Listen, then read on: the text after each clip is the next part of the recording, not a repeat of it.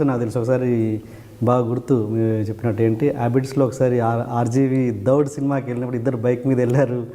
అక్కడ పెట్రోల్ అయిపోయింది అనేది వినాయక్ గారి బైక్ పెట్రోల్ అయిపోయింది. ఏంటి ఇద్దరి దగ్గర డబ్బులు లేవంట. అది ఒకసారి చెప్పండి ప్లీజ్. దౌడ్ సినిమా చూద్దామని ఇద్దరు కూడా అంటే రచయితగా నేను ఫైనాన్షియల్గా ఎంత ఘనతలో ఉండేవాడిని ఉదాహరణ. అది రచయితగా మీరు ఏం సంపాదించారని అంటే అది ఉదాహరణ. ఇద్దరం కలిసి అలా పోయి ఏదైనా సినిమా చూద్దామని వర్క్ లేదంటే నెక్స్ట్ సినిమాకి ఏదో టైం ఉంది. సినిమా వాళ్ళకి టైం ఉంటే ఏంటి సినిమా చూడడమే కదా. ఏం చూద్దాం అంటే దౌడ్ సినిమా బాగుంటుంది అక్కడికి వెళ్దాం అనుకున్నాం. వెళ్ళేటప్పటికి క్యూలో నిలబడి తీరా అయిన తర్వాత అది దౌడ్ కాదు, అక్కడ బోర్డు పెట్టాడు దౌడ్ ఎల్లుండి నుంచి ఇవాళ వేరే సినిమా అని. మేము ఇదంతా చూసుకోలేదు, దౌడ్ అని పేపర్లో చూసాం వచ్చేసాం అంతే.